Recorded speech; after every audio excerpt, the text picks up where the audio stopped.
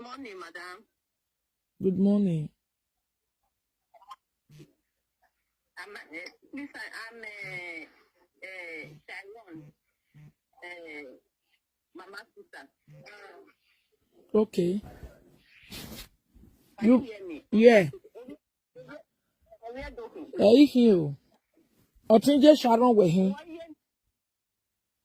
Moko ke Sharon. Wo wa bi jega re webo.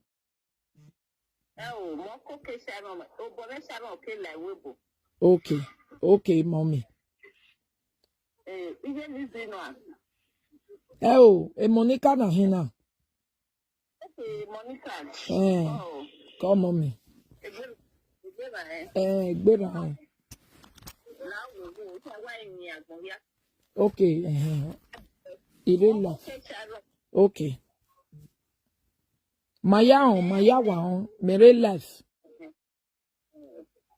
Moko ke Sharon la we wa ni wa ya fe. Now, Wagelizi, where the money yake we beria, wagun let prepare beria.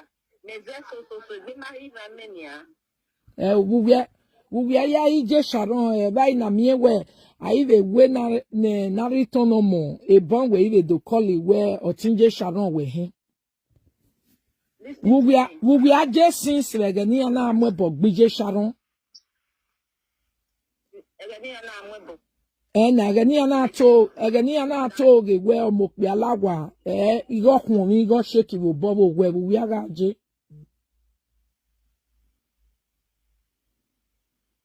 Demi no a burial plan Sharon we time Demi no a burial plan Sharon since we were Otinje Sharon we him Demi no a burial plan Sharon no see nizi ana domoji ake we burial we time me we are ti time me we geleru we Demi no a plan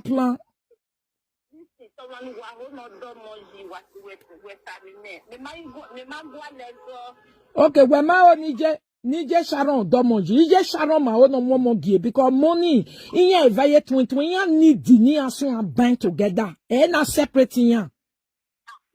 Listen to me, sister. Loud. Amagwe me ma woni mo mori waka plan e beri awe Sharon. Nigeria weje. Nigeria meje. There no see and when na when is here momo we gbe andi Otinje Sharon we hin. Andi we when is here momo we gbe why? Inya tama we wizi adomoje yan na donate ya.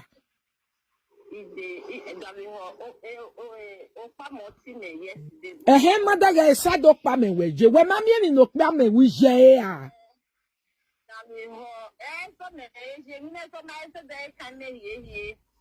Because let me Sharon, no, you know, the new land about the Sharon. And one more my son or Caesar. And one more, my son or Caesar. Now, when they knew what when you see when I have why I will that they are not in position, not the bag what do me see or in here, but for me, I Sharon.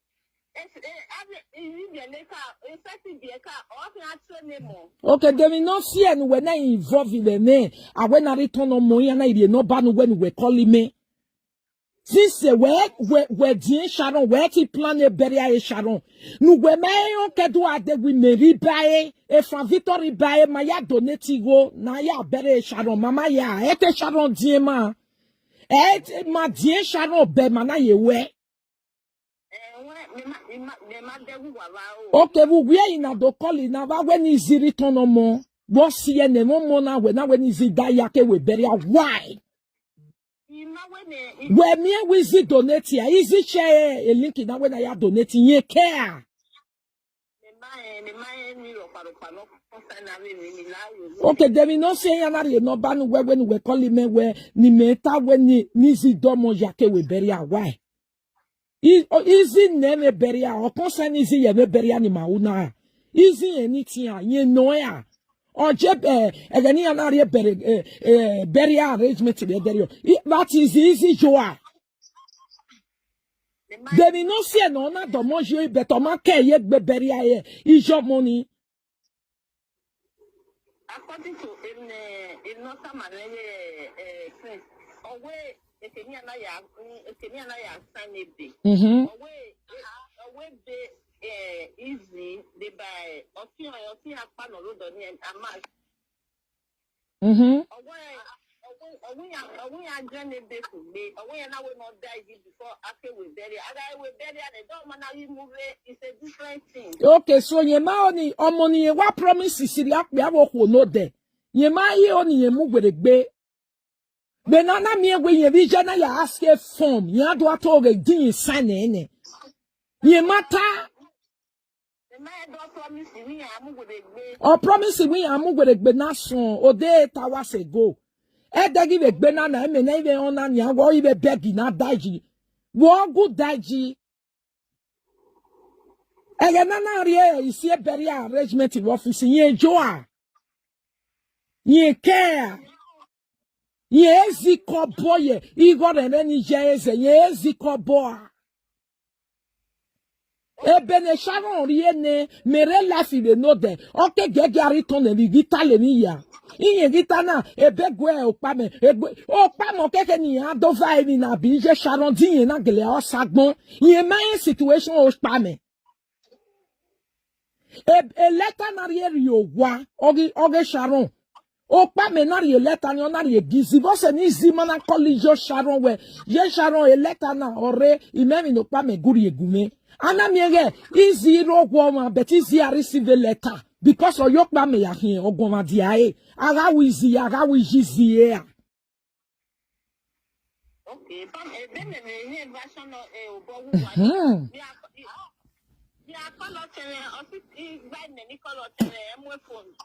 because where said opame logo where you be believe opame because maybe opame ri go. When you know pame wo a woman here. Huh? Are you bury arrangement mammy pame mammy Z because he's Z when no pame gareba. I want the woman baby very ana. Devin is here a shadow a body ya we. E German do boy make arrangement. Easy.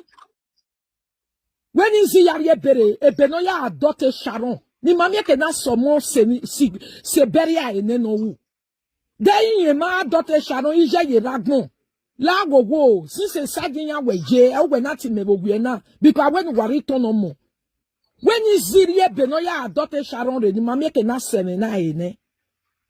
On my son of Caesar, then we were explaining my name about me the real story from the other side. So the man was funny, no explaining him man. Some of the facts of the issue now. We got to where are you? I never know more right now. Abuma woman are for some days or a faint and then on my city a quagga hui. Abuma get me a many. Oh, my man, city, I may get ma. He always you work or go, egg baby very on in our way right now. Go ma seti di eva I give you eva ne 2020 na go momo.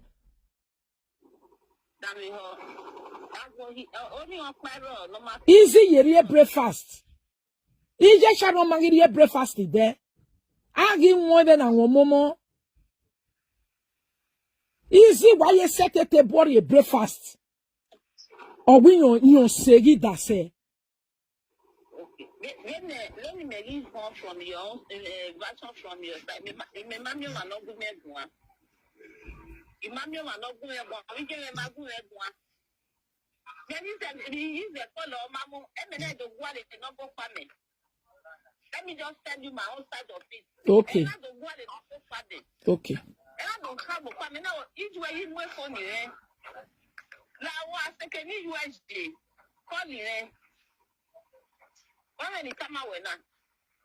Okay. No, we're not calling it. Already, Mary, easier as I already want to that should be around after 12. Family at the radio, Mary and ya can't be in the phone name with your silence. And that is me. I don't mean, you know, Miss Holloway for Pammy. Oh, Pammy, in a way, again, when they ask in any or less today. Oh, that I need all the hearing men. So, upon the end, they got more. Another way, now we know where able we have be more. Easy. Okay, we're going. Okay. Mom will call him a meet with your family. It's not you, my own family. No family here, I will go. No family, my team, they will go there. I think your mom will call him. All the men connect with your family. Okay.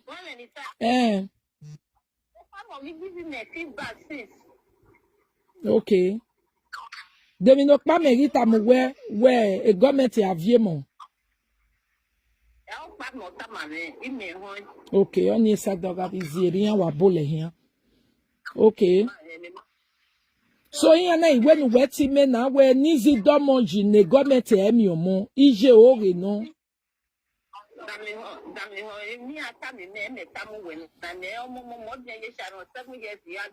Okay. So, upon the list of my on I call it on our way, Ian is the children near me. Now we're good. Now we're on your way. It says now we're in the head.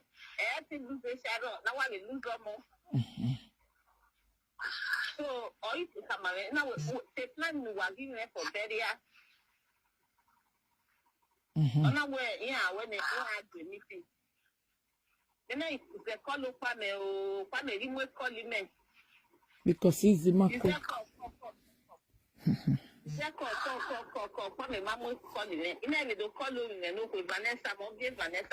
Okay. You know what? Family, they call him. You might not know. On our way, you may see your mommy. Now it's okay. In a year, no, one I do feeling. Only la that nigga agree that on the meeting here, I know who the meeting my business, oh, fight away, but by Baha. Remember when we see a war here, nothing, what you can, away, my confused the here, the very now by this time. Now, what else can by this time? I will see you. Unless you're in our office. Here I post that. Here I do a meeting because they really are not social media moving. In a way, I'm going to post that. On my story, not my story. In a way, I don't follow Boba. Or where 1 year Sharon, where what it's not concerning better now because I want to do interest here and then Sharon. That was the name Upame. On our way, so we already. Now we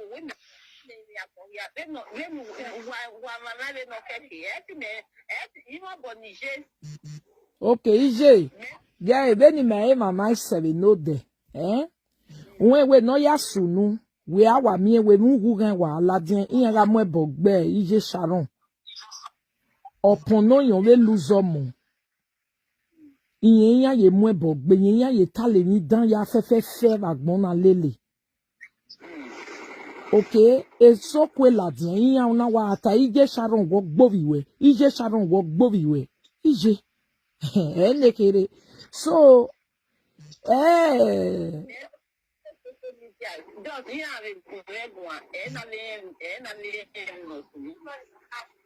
the man, I'm not aware.